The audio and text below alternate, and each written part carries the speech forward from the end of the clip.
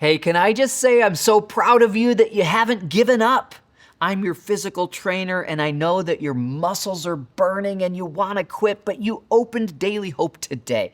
We're going deep into the principles that will give you the breakthrough that you long for in your life, and I'm doing my job to say, keep it up. Don't give up. I know some of these principles are uncomfortable, but often it's the most uncomfortable things that bring about the biggest changes in our life. Today is a very simple promise from Jesus. It's really what I would call a law of spiritual physics. Maybe you've heard of the law of gravity. If you drop something, it falls. That's gravity. There are laws in the spiritual world that if you do something, something else will happen. Jesus said this in the Gospel of Matthew: "Where your treasure is, there your heart will be also." What does that mean? It means that wherever you place your treasure, your heart follows. So do you want to love your spouse more?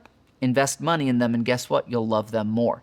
I know this as a car guy because I have a car that someone gave to me, and I absolutely love it. And it's a much nicer car than I could have ever bought for myself. Someone gave it to me, and they said, "John, you can't sell this and give the money to the church. You've got to drive this. I know you're a car guy."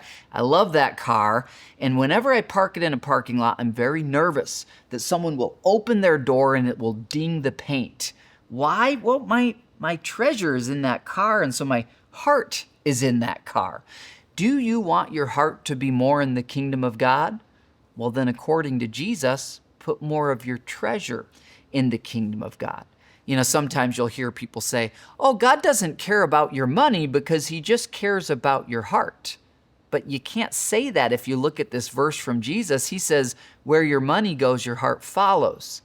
God absolutely does care about your money because he cares about your heart. So as we keep journeying, God, what does breakthrough look like for me? What does it look like for me to put Christ above all? Let's just be willing to say, God, I acknowledge your word is true.